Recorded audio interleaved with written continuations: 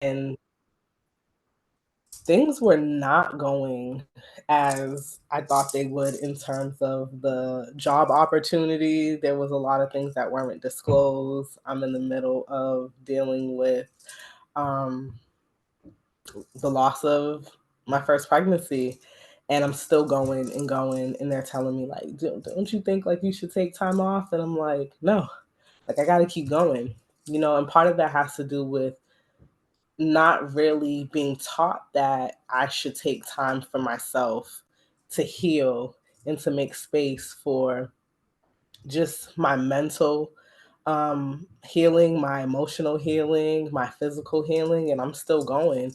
And that's one thing that in the Black community, like we're looked at as women, as mothers, as pillars, as matriarchs. We're looked at as like we're strong and we can take anything and we're built for it tough. I even still say that about myself now, jokingly, like I'm built for it tough. I got meat on my bones. I'm rather tall.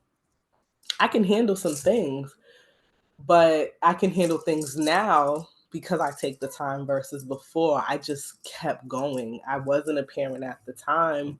And all I knew was that, you pick the pieces up and you keep going, broken and all, right?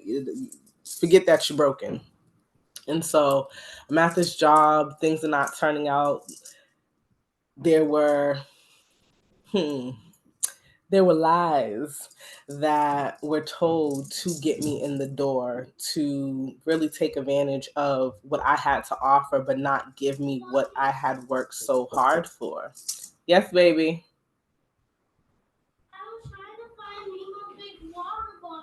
Okay, I'm in a meeting right now. Okay, baby.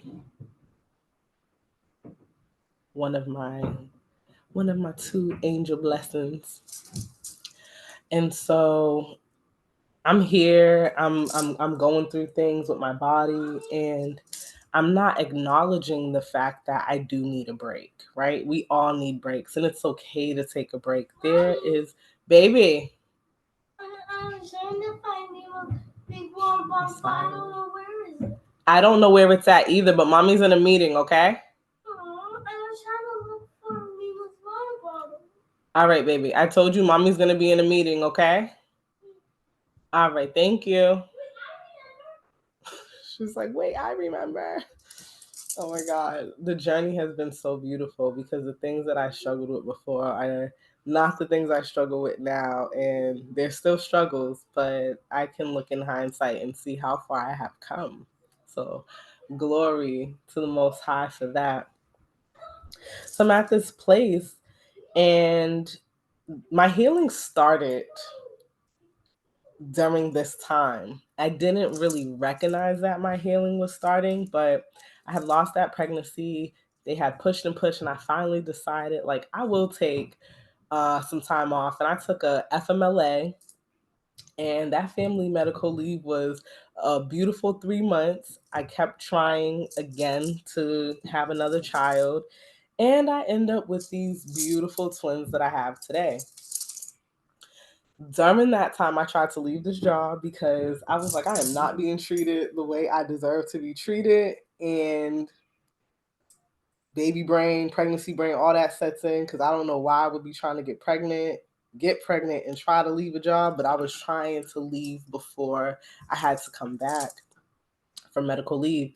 That didn't work out, went back to the job, and things aren't going great at home. Things aren't going great at work.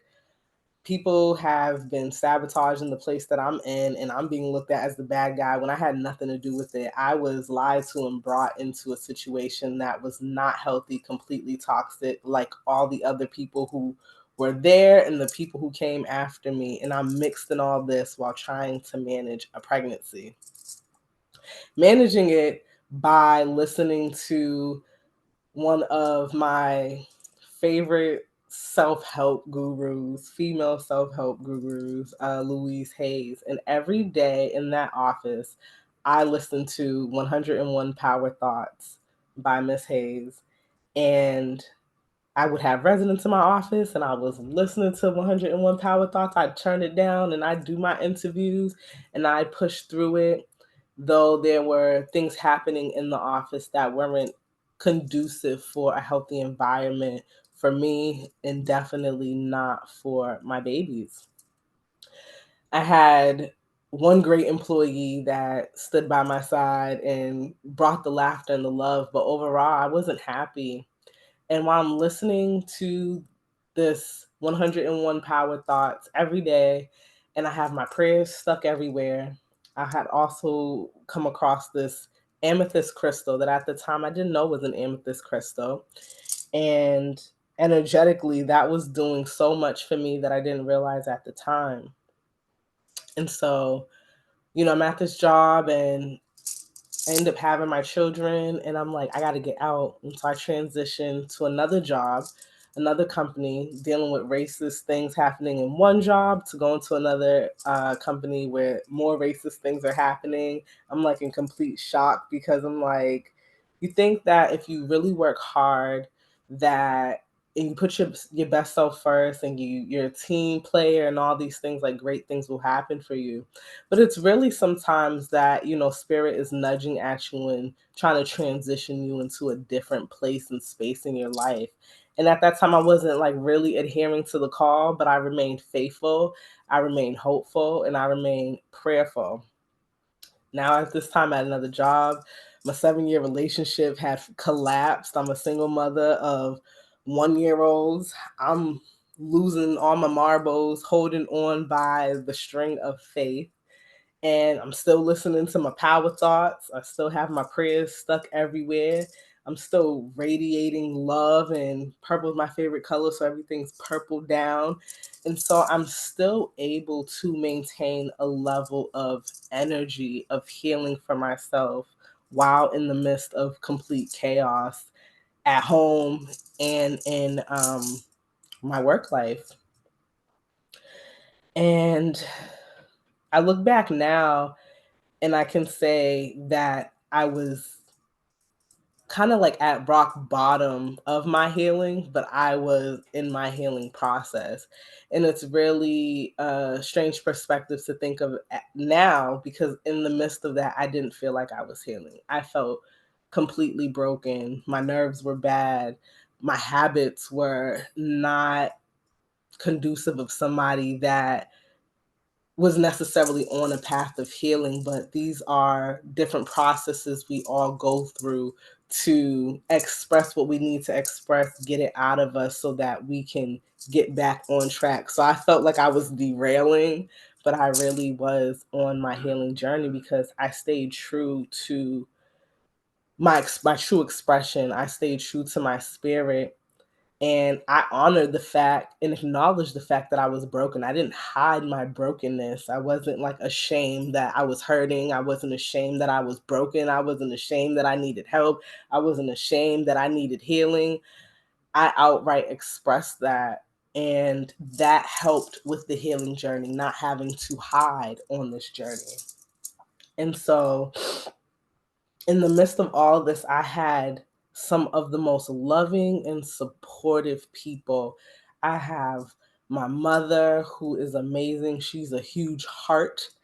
And I have my amazing, beautiful sister and my other sisters. Like I was surrounded, and I am surrounded by people in this physical plane, but also surrounded by angels and surrounded by my ancestors who uphold me to be able to see me fall and still nudge me to get up, right? No one's just picking me up. It's a choice, but I was able to get up. I was able to get up and I was able to keep moving, and I wrote a lot. So one of the tools that I used a lot, besides like confiding in people that I love the most, I write. And it took me probably until this year to consider myself a writer because I felt like, I'm not publishing my writing. At the time, I wasn't blogging. Um, I'm like a published poet from elementary or middle school or high school or something like that. And I didn't consider that a big deal, but it actually is a big deal. You know what I mean? Because being nourished as a young person and encouraged to write and to be published. Those are the things that give me confidence in knowing that whether I put my writing out there or not, my writing is still worth it no matter who sees it. And I wrote about all the brokenness, all the broken pieces of me, all the transgressions against me, all of the assaults, all of the mental, the verbal, the physical abuse, all of the things that I hated about myself. I wrote about when I couldn't think of anything to write about. Like, I like to tell people that I work with and friends and family, whoever, I'm like, if you feel like you want to write and you are blocked, write. I am blocked. I have no clue what to write. Keep writing, write at everything that immediately comes to your head, because eventually the narrative changes, the words change into something else, because there's a reason why there's a block there, and that block is looking to be moved so that what is behind that wall can be expressed. And I was able to begin pushing that block over when I got to one of my last position at a now a third company. Started this company with a position that I love. So I'm getting out of this company where all these I was the only black property manager in the main office, and I was the youngest female property manager in the main office. And I have my maintenance staff undermining me. I have my assistants undermining me. I have upper management trying to test me, adding things onto my plate so that I can fail. And I said, you know, I'm gonna do y'all one better. I'm gonna go find me another job, and I'm gonna stay here and collect checks from you. And I absolutely did that. I did that, not for a long time, but I took my vacation time. I used my vacation time and I collected from them while I started a new opportunity where I felt I would be more appreciated. And I started that opportunity and I was working in the community and I was loving it. I was creating programs. I was working with the children. I was working with families. I was working with my elderly residents, and I had a good flow going. But because of my integrity and the things that I stand on, right is right and wrong is wrong. And when I came up against a board of disagreement, they were not feeling it. And so I went from like this beloved person to this person that was like rebellious because I had an opinion and I wanted things to be done the right way. And so I was no longer wanted at that site. And because I was a good member of this company, a good employee for this company, I was, moved to another site. I wasn't let go, but I was given another opportunity somewhere else. And then depression set back in, from being depressed from, losing a child, having children, becoming a single mother, just doing things that wasn't within what I would consider healthy for me. Healthy is different for everyone, but things that I would not have done for the health of myself and for the people around me, now I'm starting to like go back into that space after like somewhat managing to get out and finding a little bit of happy. So I'm at the site not loving it at all. Besides, I had a really great team of people that really like helped me get through. People matter. People's energy around you matters. Their care for you matters. Their input matters. When people are willing to come together collectively to make an impact, sometimes you could be doing something that you absolutely hate, but just because of the people that are surrounding you and their passion and their support and their love for you, that could take something that's so miserable and make it such a bright thing, a bright place and space for you. And these people at this site did that for me. And even though they did that for me, I was still dealing with, I have these twins at home. Now we're going through early intervention, and I'm doing this by myself as a single mom. And as I'm doing this by myself as a single mom, like I do have my mom and I have my sister, but I'm still the mother and they're my primary responsibility. And I'm absent of the person I went half on these children with. So besides the faith of God, a lot of times I felt alone because at night I'm alone. I'm crying home alone. I'm in the bed alone with these children. I'm getting like bopped in the head and fists and knees and stuff. And they're tantruming out on me. And I'm not understanding why, but we're going through early intervention and we're getting evaluations. And now at this point, this was COVID. So now we're having like play dates. And so what I would do is I'd leave my job like around 11:30, 12 at noon. I come home and get them ready with my mom, and then we'd get on a van and we'd like go truck to another side of Dorchester, have like this play group for about an hour, hour and a half, and then they drop us back home and then settle them in the house, and then here I am going back to work, and now I'm staying late at work to make up the hours that I left. And I'm doing that twice a week. And so now I'm doing that. I'm staying home late. I'm getting home late. I'm missing out on just intimate time with my children, right? I'm spending time in the, twice a week midday with them, but I'm tired the other days, and then I'm not spending time with them the days that I'm at work late. And so now I'm like starting to have like this guilt, because here my kids are challenged with, whatever it is that they're facing at this point that I'm not aware of, and I'm not having time with them because we have these play groups twice a week. I'm staying home. I'm staying at work late. Then the other days we're having like evaluations in home. And after you do all that, you're tired. It's not just what I imagined as like this fun journey of motherhood. Not that I didn't think motherhood would be a struggle, but I definitely thought that I'd be enjoying it a lot more and definitely a lot sooner. So doing this day in and day out for months and months, I was like, you know what? I'm gonna leave my job. I'm gonna leave my job. How I'm gonna leave my job? Hello? You leave a job with children. And I had I had been in what is called a mastermind group with some amazing women who had Just one y- moment. say Okay. it say it again. Oh no, are we frozen? Yeah, no, you were frozen for a minute. Okay.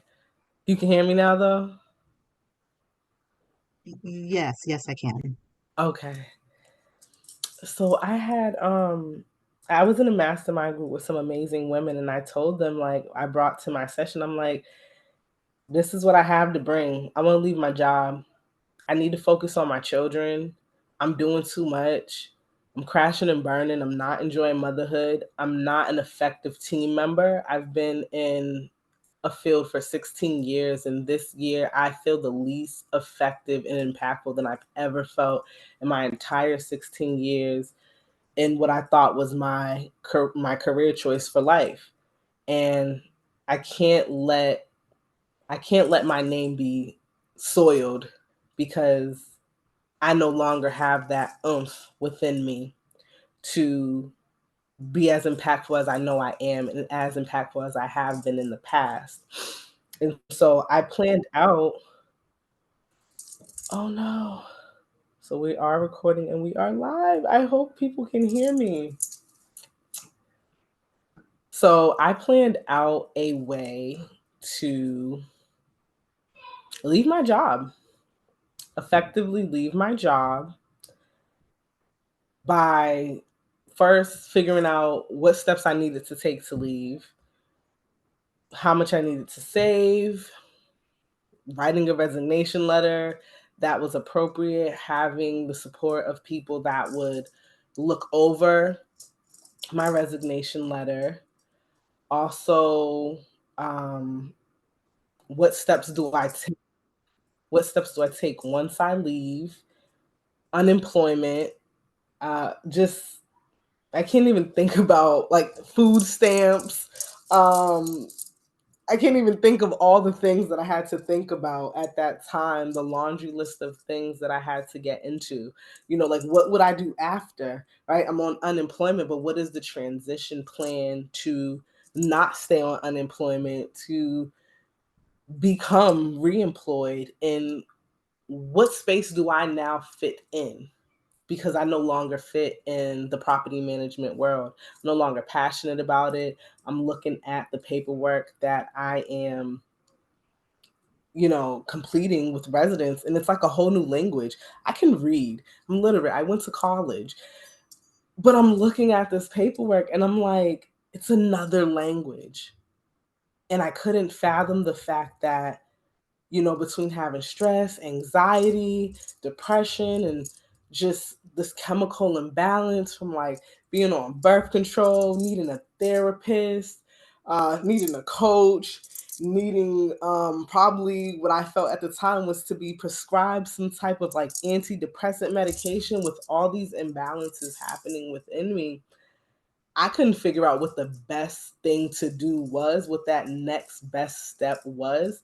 And so what I decided to do was the next best step was to take a step back, pause. We are live. Hold on 1 second. Oh my gosh. Hello, hello. Yes, I'm going to restart. Okay, it looks like I am still on. It still says recording. You want me to jump on in on the same link?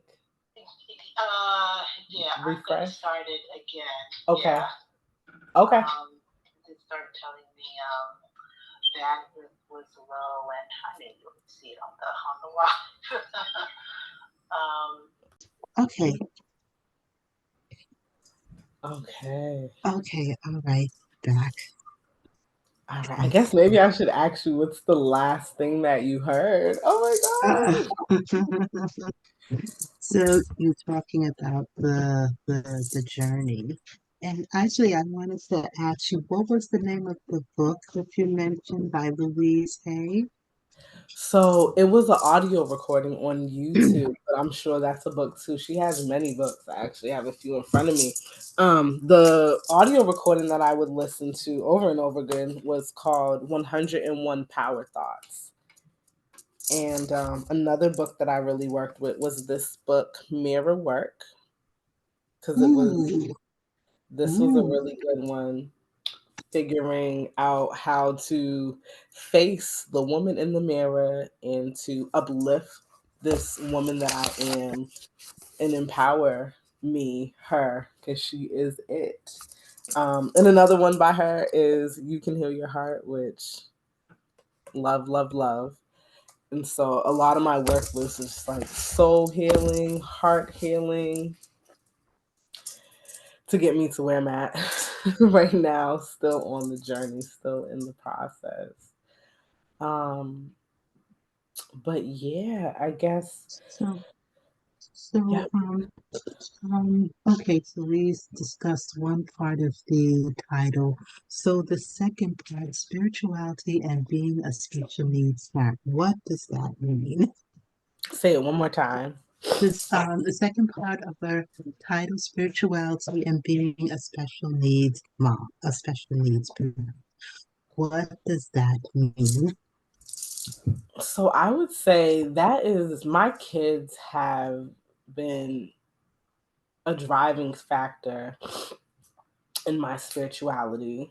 My children have allowed me the space. And saying that out loud, it actually sounds strange that your kids, you being the deciding, the decision maker in, your children's life, how do they allow you? But they did. They allowed me the space to acknowledge myself and to focus on my spirituality so that I could be a better mother.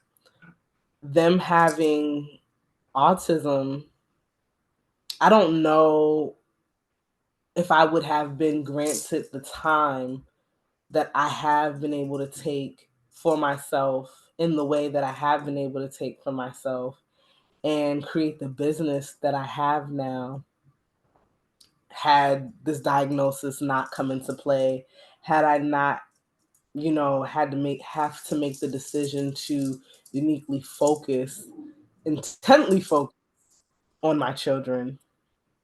Live is just not loving us right now.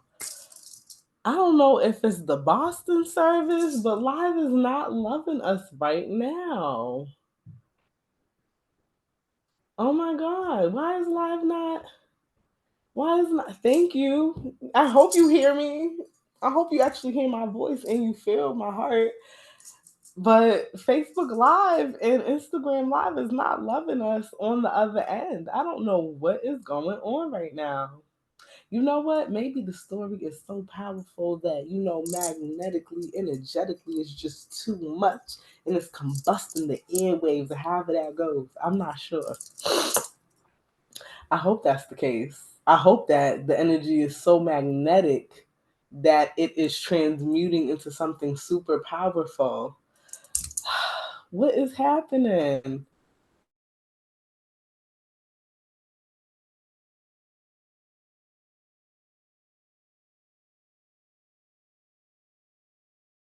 What's going on? Because I'm still on here. It didn't kick me out. Okay.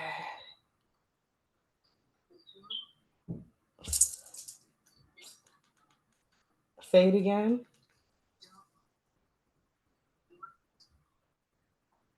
I can't hear you. Hello? Say it again.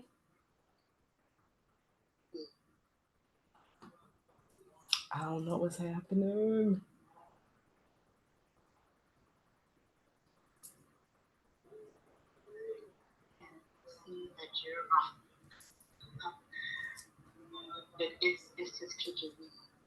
Okay. I don't know